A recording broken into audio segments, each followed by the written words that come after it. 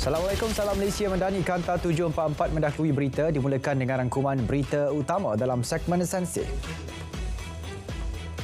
Keputusan Mahkamah Persekutuan membatalkan 16 peruntukan kesalahan di bawah Enactment Jenayah Syariah Kelantan hanya kerana ia melangkaui bidang kuasa yang diberikan kepada Badan Perundangan Negeri. Jabatan Kehakiman Syariah Jabatan Perdana Menteri menjelaskan bagaimanapun perbuatan yang bertentangan dengan Islam masih menjadi suatu kesalahan di bawah hukum syarak.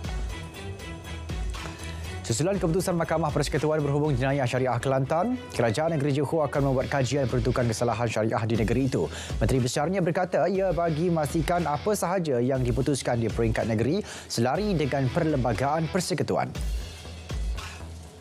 Dalam hari itu, Timbalan Perdana Menteri Datuk Seri Dr. Mazahid Hamidi berkata perbincangan untuk perkasa Mahkamah Syariah dengan semua ahli parlimen beragama Islam boleh dilaksanakan. Ia mestilah tanpa mengaitkannya dengan politik. Sebaliknya, menjadikan penyatuan fikrah sebagai landasan utama. Sementara itu, Kerajaan Negeri Pulau Pinang peruntuk 15 juta ringgit bagi pembinaan sebuah bangunan Mahkamah Syariah di daerah Timur Laut. Pembinaan akan bermula April ini dan dijangka siap pada tahun 2026. Ketua Hakim Syar'i Pulau Pinang berkata, ia bakal menjadi mercu tanda kedaulatan undang-undang syariah di negeri berkenaan, sekaligus memastikan kecekapan sistem penyampaian kehakiman untuk manfaat masyarakat. Kedaulatan sempadan perairan negara terus terjamin. Angkatan Tentera Malaysia melakukan pemantauan dan persediaan pada tahap tinggi di semua kawasan perairan sempadan negara. Ia termasuk operasi udara, darat dan laut. Menteri Pertahanan berkata ia bagi menghalang pencerobohan kapal perang negara lain, penyelundupan migran dan ancaman lanun. Ketiga ini kemasukan etnik Rohingya yang paling ramai dikesan memasuki Malaysia. 3.4 juta ringgit diperuntukkan Risda Kedah untuk program agro makanan Risda tahun ini. 174 peserta bakal terima manfaat daripada program tersebut. Ia bertujuan galakkan penerima teroka sumber baru untuk tingkatkan pendapatan. Pengarah Risda Negeri memaklumkan pekebun kecil individu akan terima bantuan RM20,000. Pekebun kecil berkelompok 3 hingga 5 orang pula RM60,000 hingga RM100,000. Bantuan awal persekolahan BAP bernilai RM150 sekali bayar untuk setiap murid diakui membantu ibu bapa membuat persiapan kelengkapan anak-anak untuk sesi persekolahan bulan depan. Ibu bapa yang ditemui menyambut baik bantuan kerajaan berkenaan selain meringankan beban kewangan masing-masing. BAP dengan peruntukan RM700 juta memberi manfaat kepada 5 juta murid di seluruh negara. Bekalan gula bersubsidi mencukupi bagi menampung keperluan semasa perayaan Tahun Baru Cina dan cuti sekolah. Jaminan dibuat syarikat pemborong bekalan gula susulan jangkaan permintaan barangan itu meningkat sepanjang tempoh berkenaan. Lebih 1,000 tan metrik bekalan gula bersubsidi diedar kepada kira-kira 2,000 peniaga runcit di sekitar utara tanah air sebelum cuti Tahun Baru Cina. Kira-kira 500 tan metrik lagi akan diedar selepas cuti perayaan berkenaan. 17 kes kematian direkodkan pada hari ketiga Op Selamat 21 yang dilaksanakan sempena Tahun Baru Cina di seluruh negara. Ia menjadikan keseluruhan 46 kes kematian setakat ini. Jabatan Siasatan dan Penguatkuasaan Trafik memaklumkan sepanjang tempoh itu 1,197 kemalangan dicatat membabitkan 1,506 kenderaan. Di Terengganu, aliran trafik masih bergerak lancar meskipun berlaku pertambahan kenderaan sempena cuti Tahun Baru Cina dan cuti sekolah. Tinjauan itu dibuat Ketua Polis Terengganu di sepanjang lebuh raya Pantai Timur 2 bermula dari Tol Gemuruh ke Tol Prasing. Katanya aliran trafik di hampir semua jalan negeri dan persekutuan tidak mengalami kesesakan. Lebih 400 pegawai dan anggota polis ditugaskan di seluruh Terengganu bagi memastikan kelancaran aliran trafik. 6 sekeluarga terselamat dalam satu kejadian kebakaran rumah dekat kampung Patau-Patau 2, Labuan malam semalam. Manakala seorang mangsa mengalami kecederaan ringan. Menurut pengarah GBPM Labuan, sebuah rumah jenis tidak kekal itu musnah dijilat api 90%. 2 buah rumah lagi yang berdekatan musnah 5%. Punca kejadian masih dalam siasatan. Dalam pada itu, prihatin dengan nasib mangsa kebakaran rumah tersebut, Ahli Parlimen Labuan menyerahkan sumbangan hampir RM20,000 bagi meringankan beban ditanggung kepada mangsa-mangsa terlibat. Sumbangan itu merupakan peruntukan Ahli Parlimen yang disalurkan Kerajaan Persekutuan. Pemandu kereta jenis Mitsubishi Lancer disyaki terlibat perbuatan khianat pecahkan cermin kenderaan lain di kilometer 139.6 Lebuh Raya Plus arah utara dicari. Ketua Polis Daerah Muar berkata siasatan awal mendapati kejadian berpunca daripada tindakan mangsa halang kenderaan suspek semasa melalui lorong kecemasan. Suspek dipercayai warga asing tidak puas hati lalu keluar daripada kenderaan dan pecahkan cermin belakang kenderaan mangsa. Lelaki warga Bangladesh yang memandu lawan arus dan bahayakan pengguna lain ditahan di kawasan Kentian Bas Kota Tinggi. Menurut Ketua Polis Daerah, kejadian berlaku di kilometer 26.5 Jalan Johor Bahru, Mersing, Kota Tinggi.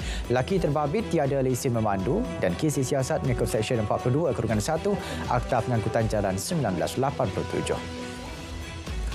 70 ditahan termasuk 2 remaja bawah umur menerusi serbuan di 2 premis hiburan di Johor Bahru pagi semalam. Ketua Polis Johor memberitahu 68 daripadanya positif dadah. Pemeriksaan turut dapati salah sebuah premis beroperasi tanpa lesen perniagaan dan hiburan yang sah.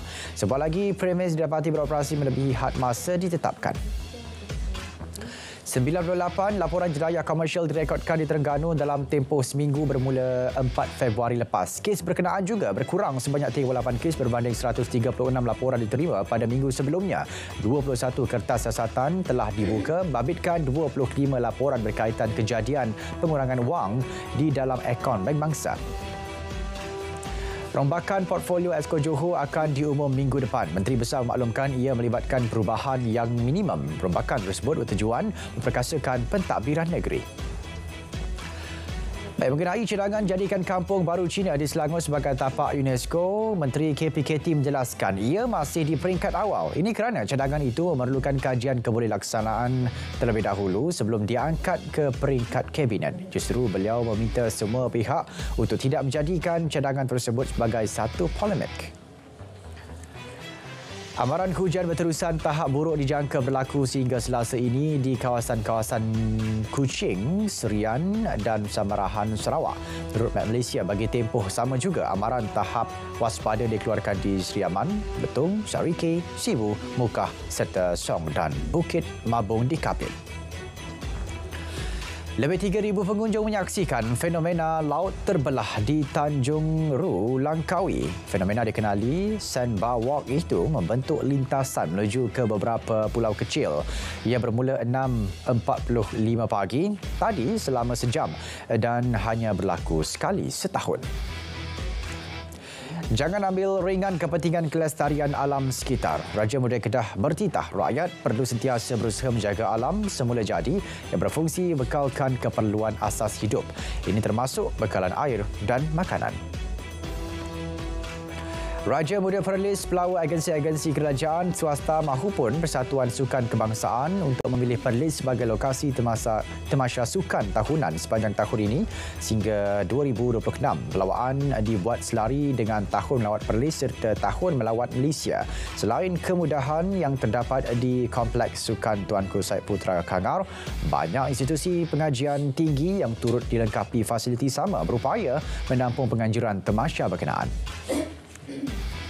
Kemas tonggak utama penggerak pendidikan awal kanak-kanak di negara ini. Timbalan Menteri Kemajuan Desa dan Wilayah berkata fasa tersebut sangat mustahak untuk bentuk minat dan kecenderungan anak-anak antara usaha kemas, perkenalkan pendidikan sains, teknologi, agama, kejuruteraan, seni dan matematik di tabika kedaliannya untuk pupuk minat dalam bidang berkenaan.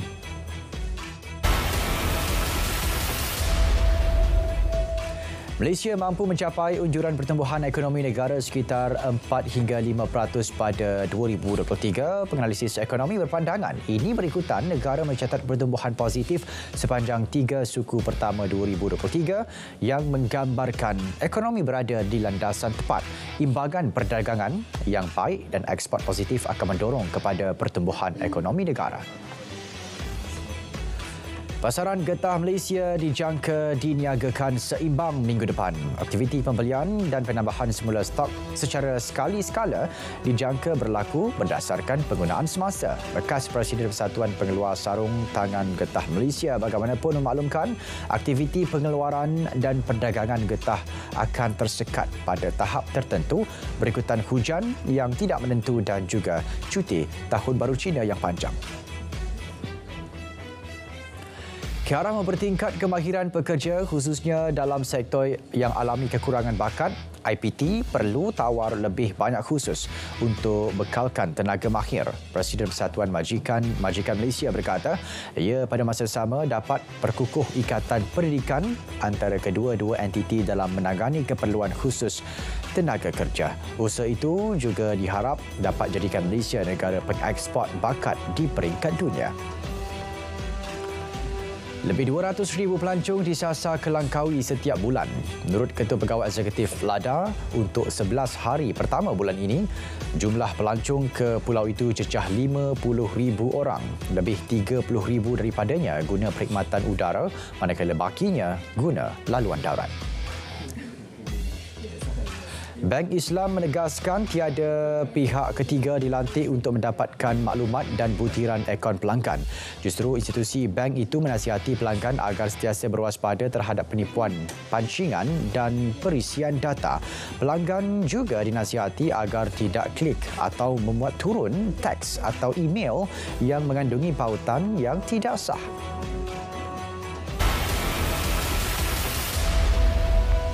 Angka kematian rakyat Palestin kini mencecah 28,176 orang dengan 67,784 lagi cedera.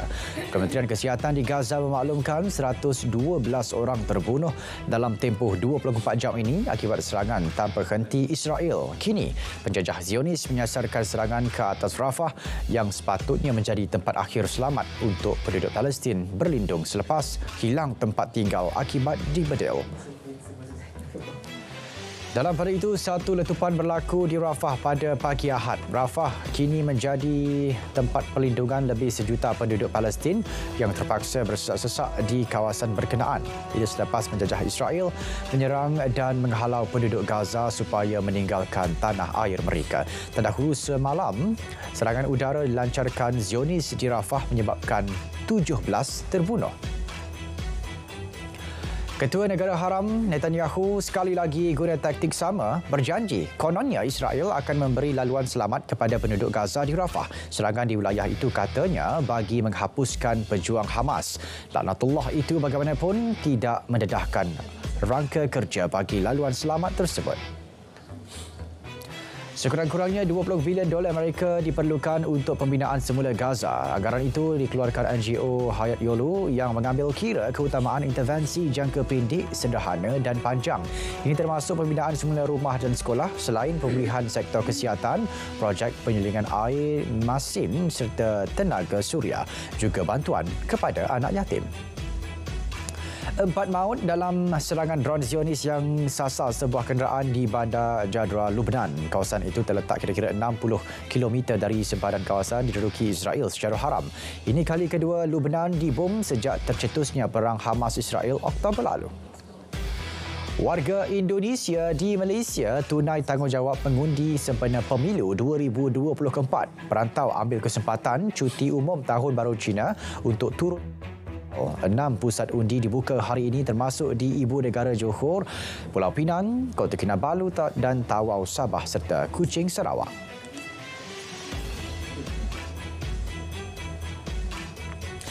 Saudara, Kanta 744 berakhir di sini. Dari sungai ke segara, Palestin pasti merdeka. Assalamualaikum, salam Malaysia Madani, tekad perpaduan penuhi harapan.